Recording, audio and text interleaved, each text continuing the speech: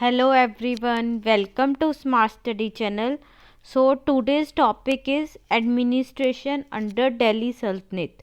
जो हमारी इग्नू की MA हिस्ट्री की MHI 4 की सीरीज़ चल रही है, right, political structures in India, इसी को कंटिन्यू करते हुए हम एक आज बहुत इंपॉर्टेंट टॉपिक कवर करेंगे, that is administration under Delhi सल्तनत. ठीक है, तो ये आपका कोई भी अगर हिस्ट्री के एग्ज़ाम्स रहते हैं ना, जैसे आपका UPSC मेंस होता है जिसमें आपको आंसर राइटिंग करनी होती है, या आपके इग्नू के एग्ज़ाम्स हैं, तो सबके लिए ये काफ़ी इंपॉर्टेंट टॉपिक है, एडमिनिस्ट्रेशन अंडर दिल्ली सल्तनत. ठीक है, जो दिल्ली सुल्तान थे उनके अंडर जो एडमिनिस्ट्रेशन होती थी, ठीक है, कैसे उनके अंडर जो है शासन चलता था, क्या व्यवस्था होती थी, उसको डिस्क्राइब करना है आपको. ठीक है, वो हम देखेंगे अच्छे से. और इग्नू के according friends this is really very very important topic. ठीक है, आपको डायरेक्टली ये 20 मार्क्स में मिल सकता है कि क्वेश्चन की सेंट्रल एंड प्रोविंशियल एडमिनिस्ट्रेशन को डिस्क्राइब करें, ठीक है, अंडर दिल्ली सल्तनत, या फिर आपको 10 मार्क्स में खाली सेंट्रल और प्रोविंशियल एडमिनिस्ट्रेशन पूछा जा सकता है. तो बहुत ज़्यादा इंपॉर्टेंट टॉपिक है, इसलिए आप अच्छे से फोकस करके एक बार देखें. मैंने ट्राई किया है इसको थोड़ा सिंप्लीफाई करने का, क्योंकि ज़्यादा वैसे कुछ नहीं है, बट हाँ इसमें क्या है कि टर्म्स रहेंगी. ठीक है, हम अभी देखेंगे अलग अलग टर्म्स रहेंगी, नाम रहेंगे, तो आपको मैंने ट्राई किया है थोड़ा डायग्राम्स वगैरह से सिंप्लीफाई करने का, थोड़ा इजी रहता है समझने में. अगर आप वो फ्लो चार्ट्स अभी हम देखेंगे, अगर आप वो अच्छे से आपके मतलब एग्ज़ाम में वो भी ड्रॉ करके आ जाएंगे ना, और थोड़ा लिख के, तो आपको बहुत अच्छे मार्क्स इसमें मिल सकते हैं. ठीक है, और बहुत अब देखिए ये हो गया एडमिनिस्ट्रेशन अंडर दिल्ली सल्तनत हो गया, या फिर मुगल्स के अंडर कैसे एडमिनिस्ट्रेशन था. ठीक है, तो ये कोई भी क्वेश्चन आपको वहाँ पे पूछे जा सकते हैं, बहुत इंपॉर्टेंट है. अभी आज हम दिल्ली सुल्तानों का देखेंगे, उसके बाद जो है मुगल्स भी कवर करेंगे, राइट. तो चलिए पहले हम दिल्ली सल्तनत के बारे में बात करते हैं. आपको यहाँ पे सेंट्रल एंड प्रोविंशियल एडमिनिस्ट्रेशन के बारे में बताना है. तो देखिए, जो तो आपको सबको पता है, जो दिल्ली सल्तनत थी कब स्टार्ट हुई. ठीक है, 1206 में फाउंड हुई. कुतुबुद्दीन ऐबक थे, उसने फाउंड किया था, राइट. और करीबन देखिए 300 से भी ज़्यादा साल जो है दिल्ली सुल्तानों ने रूल किया था, राइट. ठीक है, जैसे आप देखेंगे 1526 तक दिल्ली सल्तनत का रूल था, अलग अलग डायनेस्टीज आई. ठीक है, उसके बाद जो है मुगल्स का रूल स्टार्ट हुआ, राइट. तो अगर 300 साल तक इनका रूल चला, तो बहुत ज़रूरी था कि इनके एडमिनिस्ट्रेशन जो है स्ट्रॉन्ग रहे. जब तक आपकी एडमिनिस्ट्रेशन आपकी अच्छे से नहीं होगी, पूरा प्रॉपर एडमिनिस्ट्रेशन नहीं होगा, तब तक मतलब जो है बहुत मुश्किल है रूल को स्टेबिलिटी रखना, राइट. कि एक ही रूल, जैसे मतलब इनका रूल 300 साल तक चला, तो प्रॉपर एडमिनिस्ट्रेशन तो होगा ना. ठीक है, हाँ कहीं ऊपर नीचे वो चीज़ें होती रही. ठीक है, बट हाँ अगर एक ओवरऑल देखें हम पिक्चर, तो एक इस्टेब्लिश्ड इनका एडमिनिस्ट्रेशन रहा है, सेंट्रल लेवल पे भी, लोकल प्रोविंशियल लेवल पे भी, वो अभी हम कवर करते हैं. तो देखिए स्टार्टिंग हमें पता है, ठीक है, इंडिया में कैसे आए थे, है ना. गजनी आया, मोहम्मद गजनी, फिर मोहम्मद गोरी. ठीक है, उसके बाद ये आए कुतुबुद्दीन ऐबक, है ना. तो वेस्ट से ये लोग जो है इंडिया आए थे. ठीक है, और यहाँ पे आके जो है दिल्ली सल्तनत की इस्टेब्लिशमेंट की. तो ये बैकग्राउंड है, ज़्यादा डिटेल में अभी हम उधर नहीं जाएंगे. ठीक है, तो इसलिए इनकी जो एडमिनिस्ट्रेशन आप देखेंगे उसमें इन्फ्लुएंस हमें दिखता है वेस्ट और सेंट्रल एशिया का. ठीक है, वो क्लियरली हमें दिल्ली सल्तनत की जो है एडमिनिस्ट्रेशन है उसमें दिखेगा, राइट. बट यहाँ पे सुल्तानों ने जो है, यहाँ पे जो लोकल लोग थे उनकी जो नीड्स थी. ठीक है, अब अगर आपको किसी सिस्टम को स्टेबल रखना है, अगर आपको अपने रूल को स्टेबल रखना है, तो आपको यहाँ की नीड्स के अकॉर्डिंग ही चलना पड़ेगा, राइट. ठीक है, अगर आप सिर्फ वो बाहर के, वहाँ पे ऐसा कल्चर था, वहाँ पे ऐसी चीज़ें चलती थी, अगर बस आप वही लगा के रखोगे, यहाँ पे लोगों का नहीं देखोगे, उनके अकॉर्डिंग अपने आप को मॉडिफाई नहीं करोगे, तो बहुत मुश्किल हो जाता, राइट, रूल करना. तो इन्होंने जो है इन्फ्लुएंस तो दिखेगा, राइट, वो तो दिखना ही है, बट यहाँ पे लोकल नीड्स के अकॉर्डिंग इन्होंने जो है मॉडिफाई किया. ठीक है, जो सल्तनत के एम्स थे, ठीक है, नीड्स थी लोकल, उनके अकॉर्डिंग एडमिनिस्ट्रेशन भी जो है मॉडिफाई हुई, इंस्टीट्यूशंस इवॉल्व हुए. ठीक है, और ये एक बहुत ज़्यादा मेजर पार्ट बन जाते हैं दिल्ली सल्तनत के रूल का, राइट, जो आपके सेंट्रल और प्रोविंशियल इंस्टीट्यूशंस थे दिल्ली सल्तनत पे. ठीक है, तो चलिए सेंट्रल एडमिनिस्ट्रेशन की अगर बात करें, पहले हम एक बार इसको करने से पहले ठीक है, हम ओवरऑल सिस्टम पे एक बार आप देखिए कैसे था, आपको थोड़ा अच्छे से आइडिया हो जाएगा। तो ये आपको पिक्चर दिख रही होगी, ठीक है, ये मैंने चार्ट बनाया है। ये ऐसा आप जो है अपने एग्ज़ाम में भी डायग्राम बना सकते हैं। मतलब मैं रिकमेंड करूँगी कि आप वहाँ पे अगर मतलब पॉसिबल हो तो ऐसे प्रॉपर आप बना के आएँ, ठीक है। क्योंकि अगर टाइम भी आपके पास कई बार कम रह जाता है, ठीक है, एग्ज़ाम मतलब पेपर ख़त्म होने वाला होता है, टाइम नहीं होता है ना, तो भी आप ट्राई कीजिए, चाहे थोड़ा कम लिख दें, बट ये डायग्राम से क्या होता है, एग्जामिनर को पता लग जाता है कि यार हाँ इस स्टूडेंट को मालूम है आंसर में क्या आना है, राइट। तो देखिए इसमें कैसे रहेगा, दिल्ली सल्तनत जो थी उसमें बेसिकली पहले आपको सबको पता है सुल्तान होते थे, है ना, सुल्तान थे सेंटर पे। उसके बाद प्रोविंसेस, सेंट्रल जो थी, ठीक है, एक सेंटर हो गया, जैसे अब स्टेट्स होते हैं, आगे प्रोविंसेस बनी हुई थी, राइट। प्रोविंसेस हो गए, प्रोविंसेस फर्दर डिवाइडेड थे शिक्स में, जैसे हम डिस्ट्रिक्ट बोलते हैं उस तरह से शिक्स होते थे, ठीक है। फिर Pargana, Pargana group of villages, ठीक है, और फिर विलेज क्या हो गया, एक विलेज। तो इस तरह से ये अलग अलग यूनिट्स थे, आपको ये यूनिट्स माइंड में रखने हैं, ठीक है। आप अच्छे से ये एक बार अपना पूरा ये फ्लो चार्ट चाहे आप स्क्रीनशॉट ले लीजिए चाहे नोट्स में अपने कर लीजिए, बहुत इंपॉर्टेंट है, ठीक है। तो सुल्तान सेंटर पे था, उसके बाद नीचे प्रोविंसेस आती थी, प्रोविंसेस फर्दर डिवाइडेड थी शिक्स में, pargana and then village, okay. उसके बाद अगर हम प्रोविंसेस, सुल्तान अभी सेंटर पे हम देखेंगे, सुल्तान को असिस्ट करने के लिए अलग अलग यहाँ पे डिपार्टमेंट्स होते थे, ठीक है, वो अभी हम डिटेल में कवर करेंगे। उसके बाद प्रोविंसेस जो थी, ठीक है, उनको कौन हेड करता था, क्या फंक्शंस थे, कौन कौन से ऑफिशियल्स थे, वो अभी हम एक बार यहाँ भी देख लेते हैं, फिर प्रोविंशियल एडमिनिस्ट्रेशन हम कवर ही करेंगे, ठीक है। तो प्रोविंसेस आप देखिए इसको हेड करता था वली और मुक्ति, ठीक है, दो टर्म्स आप यूज़ कर सकते हैं, वली भी होती थी, मुक्ति। तो जो प्रोविंसेस के गवर्नर होते थे उनके लिए ये टर्म्स यूज़ की गई थी, वली और मुक्ति, ठीक है। तो ये टर्म्स आपको पता होनी चाहिए। और गवर्नर का बेसिकली क्या फंक्शन होता था, रेवेन्यू कलेक्ट करना है, ठीक है, लॉ को मेंटेन करना है, कोई ओपोजिशन कोई गड़बड़ कर रहे हैं, ठीक है, कोई रिवॉल्ट्स वगैरह होते थे उनको कंट्रोल करना, राइट, ठीक है, या कोई और रूलर्स वगैरह सुल्तान के अगेंस्ट अगर कुछ कर रहे थे, कुछ अपोज करते थे, तो उन सब चीज़ों को कंट्रोल करना गवर्नर की रिस्पॉन्सिबिलिटी थी। तो देखिए कितना इंपॉर्टेंट होता है एडमिनिस्ट्रेशन, पूरा लॉ एंड ऑर्डर प्रॉपर होगा तभी तो सुल्तान ऊपर सेंटर पे प्रॉपरली रूल कर पाएगा, राइट। तो इस तरह से आपने देखा प्रोविंसेस पे गवर्नर होता था, उसके क्या फंक्शंस थे, प्रॉपर टाइमली रेवेन्यू कलेक्ट करना है, ठीक है, उसके बाद लॉ लू कोई गड़बड़ नहीं करे, मेंटेन पूरा लॉ मेंटेन करना है, कोई गड़बड़ करे उनको पनिशमेंट देनी है, ओपोजिशन कंट्रोल, ठीक है। उसके बाद आते थे शिक्स, ऐसे ही शिक्स को हेड कौन करता था, शिकदार, ठीक है। उसके बाद परगना, परगना में भी अलग अलग जो है फंक्शनरीज होते थे, अलग अलग जो है ऑफिशियल्स होते थे, जैसे अमील होता था, अमील होता था रेवेन्यू कलेक्शन के लिए, जैसे प्रोविंस पे अगर आप देखेंगे तो यहाँ पे गवर्नर करता था, यहाँ पे अमील आ जाता था, जो बंदा करता था उसका क्या डेजिग्नेशन था, अमील का, राइट। उसके बाद अकाउंटेंट होता था, उसको कारकुन बोलते थे। Then rural magnate, chaudhari, chaudhari means कोई रूरल बहुत ही ज़्यादा इंपॉर्टेंस के कोई लोग होते हैं, जैसे है ना, तो गांव में हम देख लेते हैं जिसकी बहुत अच्छे से लोग रिस्पेक्टफुली, ठीक है, अमीर है वो बंदा या फिर पढ़ा लिखे, मतलब कुछ भी, मतलब हाईली रिस्पेक्टेड जो लोग होते हैं जिसको लोग बहुत मानते हैं, ठीक है, तो उस तरह से एक चौधरी होता था। तो ये सारे ऑफिशियल्स होते थे परगना लेवल पे। और सिमिलरली विलेज लेवल पे मुकद्दम होता था, विलेज का जो गांव का हेडमैन होता था, ठीक है, उसको मुकद्दम बोलते थे। अकाउंटेंट यहाँ पे पटवारी हो जाता था, जैसे परगना पे आपने देखा यहाँ पे कारकुन था, इधर पटवारी होता था, ठीक है।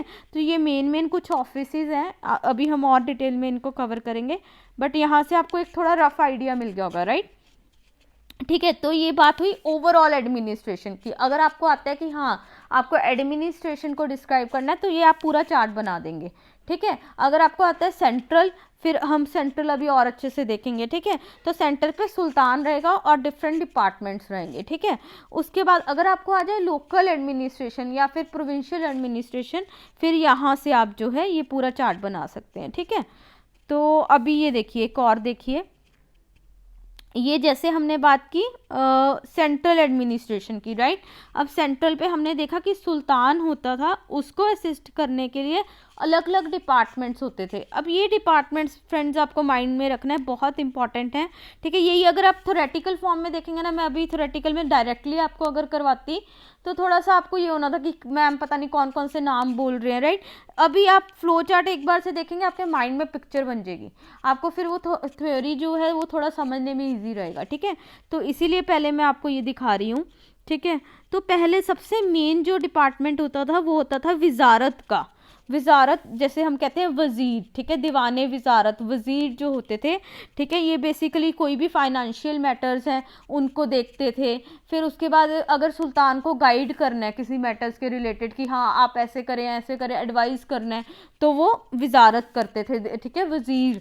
और भी कुछ और जो छोटे डिपार्टमेंट्स होते थे उनको भी सुपरवाइज करते थे। तो ये विजारत का रोल जो है बहुत ज़्यादा इम्पॉर्टेंट रहता था, ठीक है, क्योंकि सुल्तान को गाइड करना, आप ऐसे पॉलिसी बनाओ, ऐसे करो, ठीक है।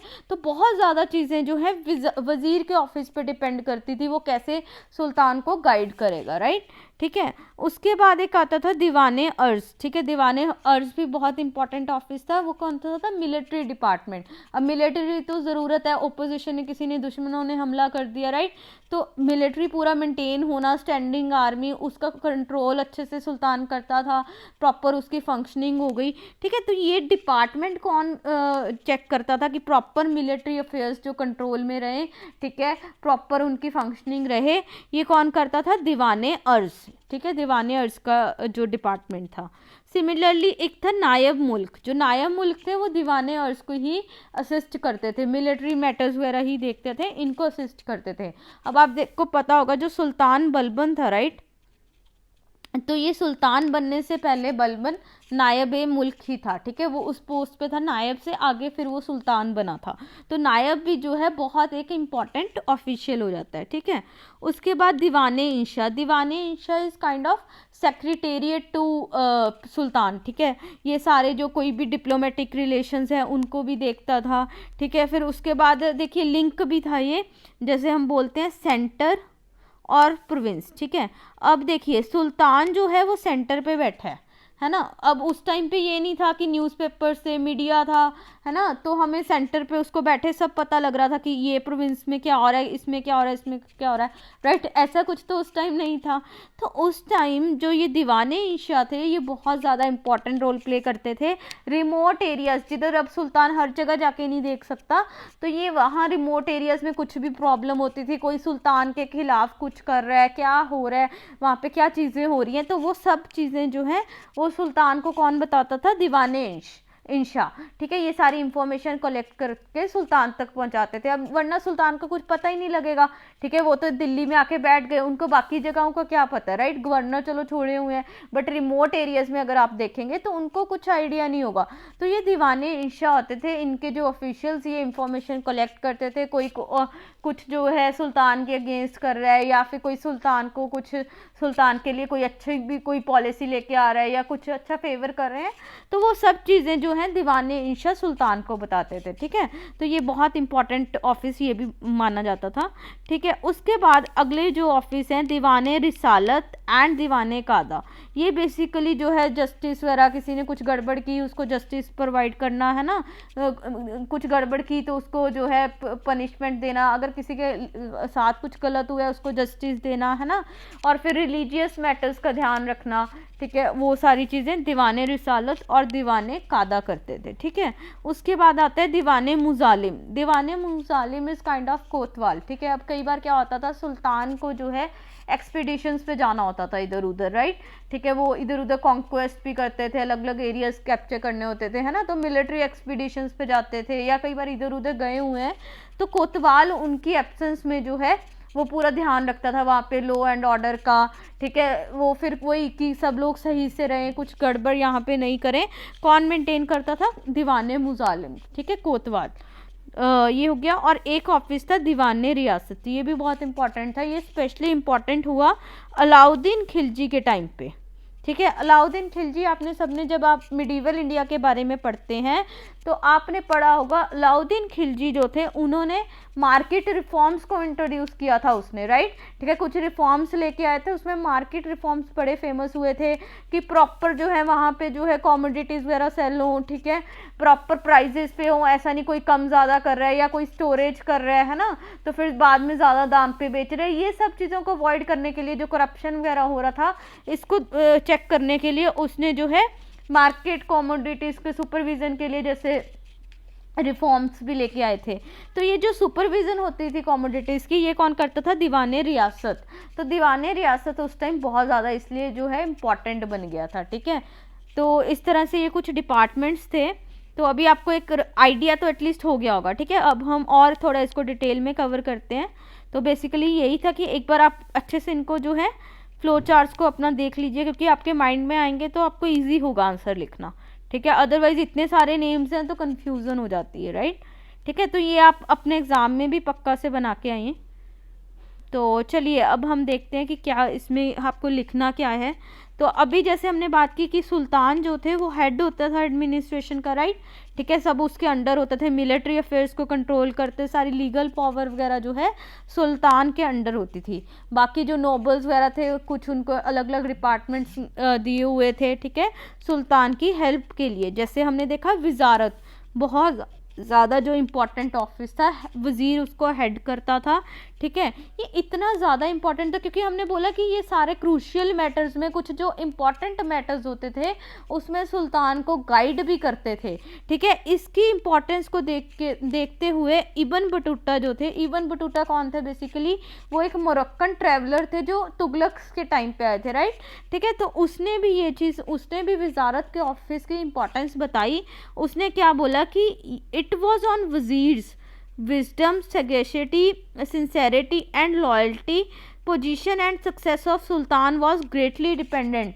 मतलब ये जो वज़ीर है उसकी लॉयल वो कितना है, वो कितना सिंसियर है, कितना वो वाइज है, ठीक है, वो सुल्तान के लिए कितना लॉयल है, इन सब चीज़ों पे जो है सुल्तान का सक्सेस जो है और उसकी पोजीशन डिपेंड बहुत ज़्यादा करती है।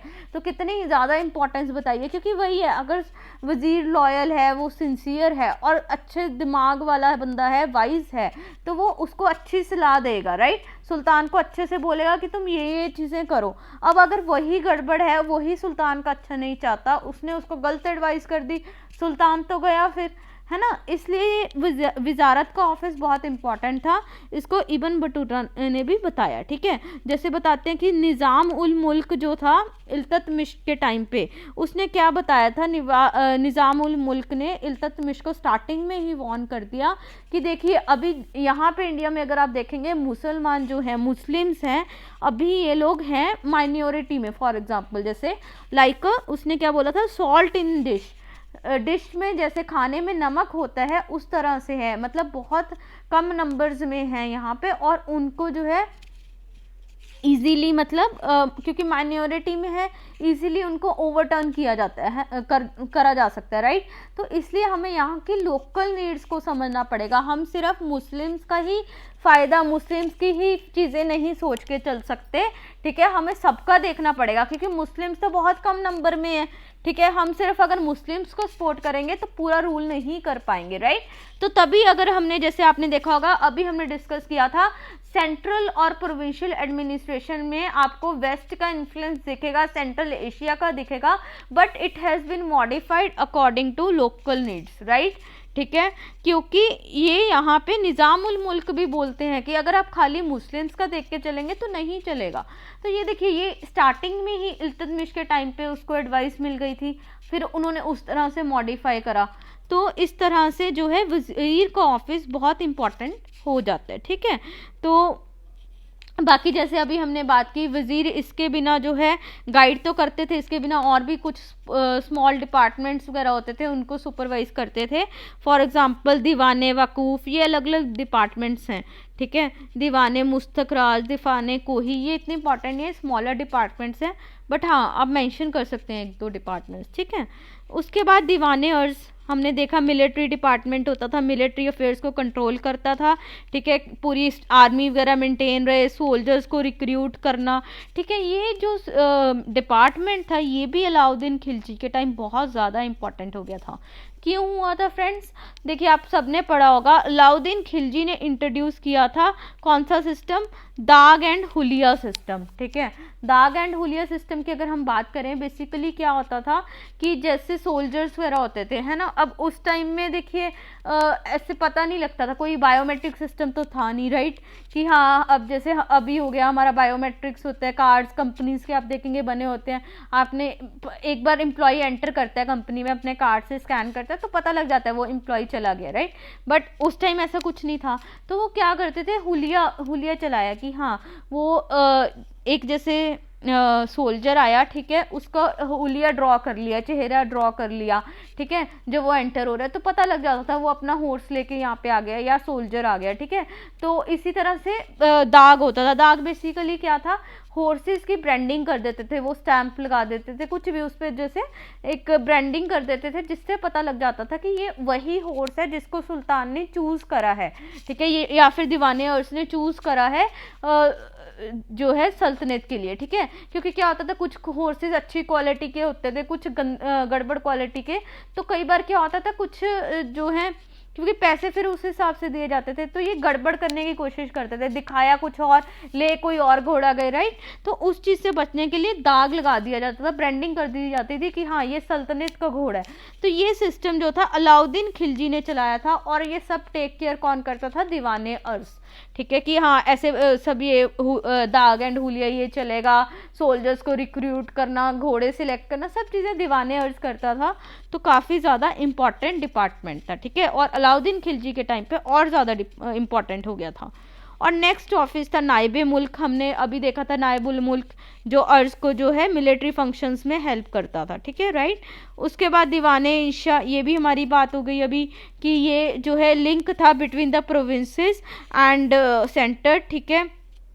और इसका जो चार्ज होता था, इंचार्ज, उसको क्या बोलते थे? दाबीर खान।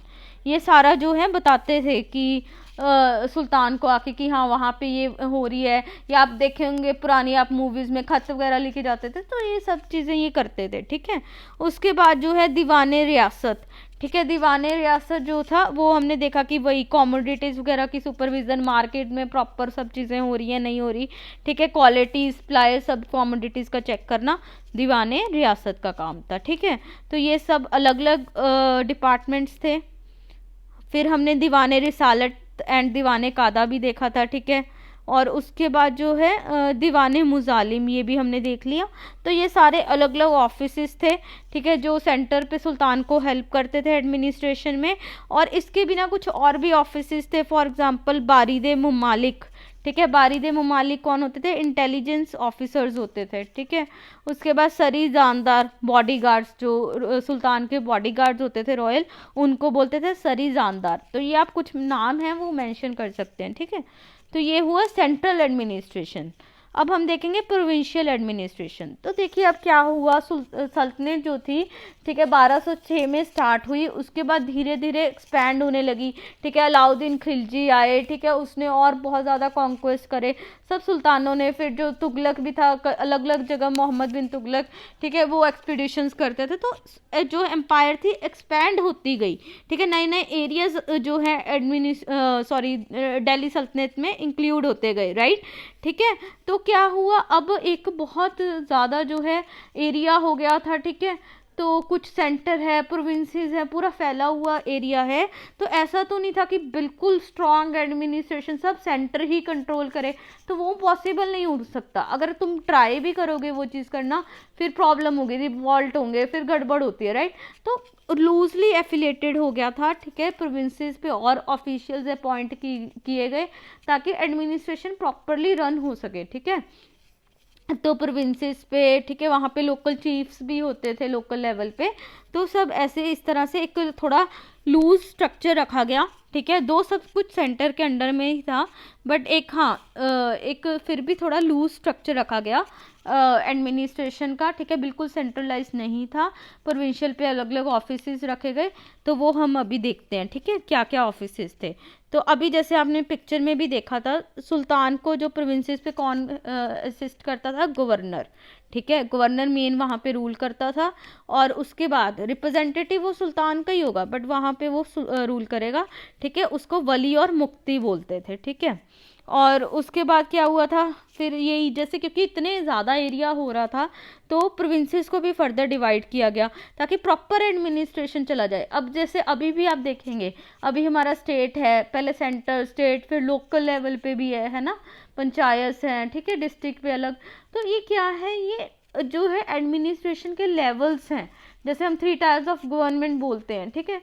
तो इससे क्या है, एडमिनिस्ट्रेशन थोड़ा स्मूथ रहता है। अब एक ही अगर सब जगह आप एक ही सब जो ट्राई करेंगे एडमिनिस्ट्रेट करने का, ठीक है, सेंटर से ही सब ट्राई करेंगे तो नहीं पॉसिबल।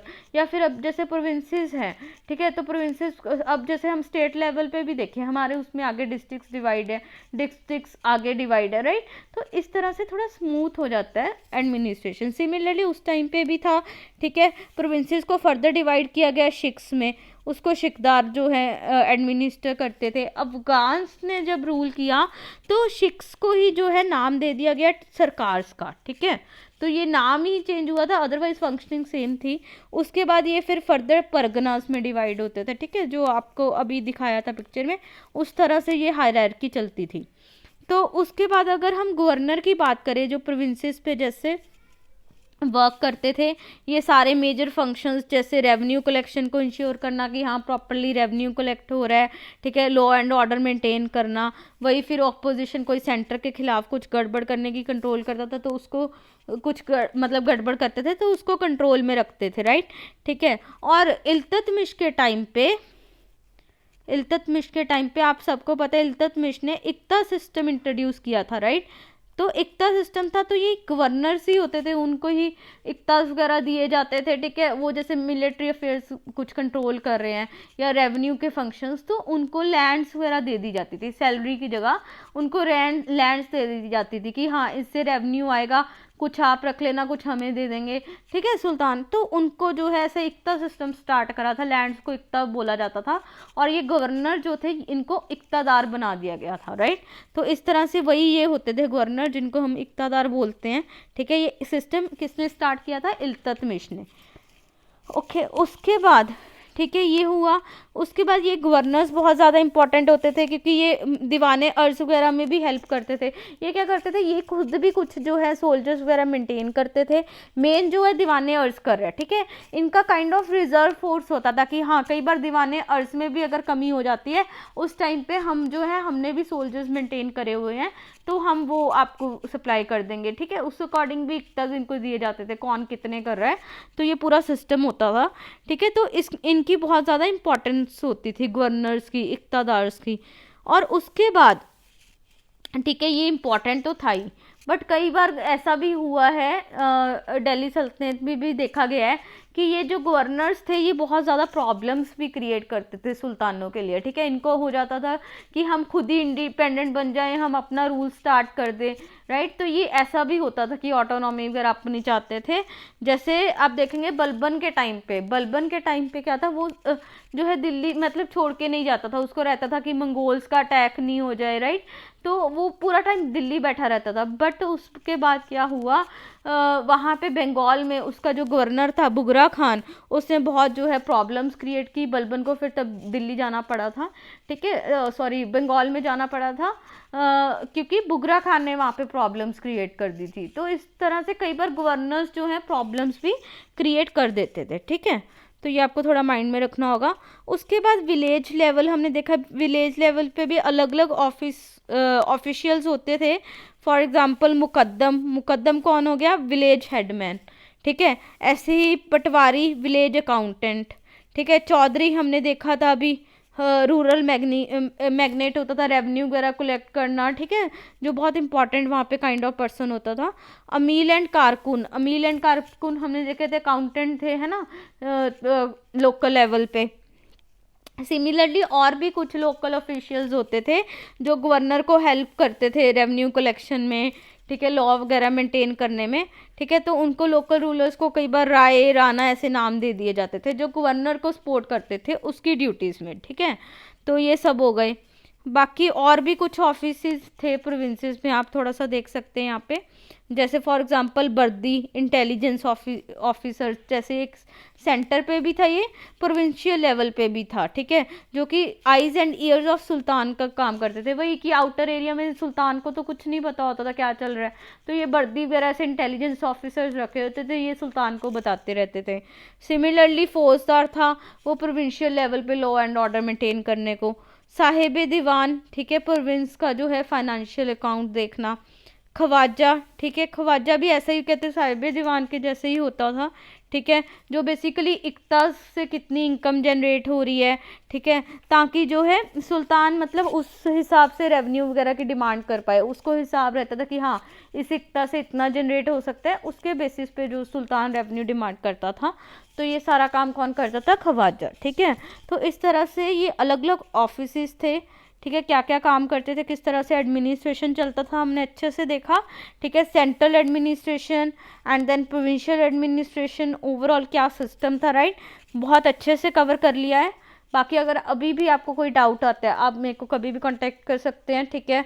आप कमेंट सेक्शन में मेंशन कर दीजिए, या फिर आप व्हाट्सएप या टेलीग्राम ग्रुप पे हमें कांटेक्ट कर सकते हैं, ठीक है। मैं लिंक जो है वो डिस्क्रिप्शन बॉक्स में दे दूँगी, ठीक है, आप ग्रुप्स ज्वाइन कर सकते हैं। तो ये आप फ्लो चार्ट्स अच्छे से देख लीजिए, बहुत इंपॉर्टेंट है, ठीक है। तो चलिए फिर इसी के साथ हम अभी एंड करते हैं आज का सेशन, मिलेंगे नेक्स्ट लेक्चर में। और फिर हम मुगल्स जो थे उनके अंडर कैसा एडमिनिस्ट्रेशन था वो भी ऐसे मैं ट्राई करूँगी कि डायग्राम्स के थ्रू आपको थोड़ा एक्सप्लेन कर दूँ, थोड़ा ईजी हो जाता है, ठीक है। तो चलिए मिलेंगे नेक्स्ट लेक्चर में, टिल देन अच्छे से पढ़ाई कीजिए, कुछ डाउट्स हैं आप पूछ लीजिए। और चैनल को अगर आपने सब्सक्राइब नहीं किया तो फ्रेंड्स प्लीज़ चैनल को सब्सक्राइब करें, ठीक है, और वीडियोस को लाइक करें अगर आपको मेरा कंटेंट अच्छा लग रहा है, एफर्ट्स अच्छे लग रहे हैं, एंड मैक्सिमम शेयर कीजिए अपने फ्रेंड्स में। ओके, चलिए मिलेंगे next time, till then thank you, bye bye.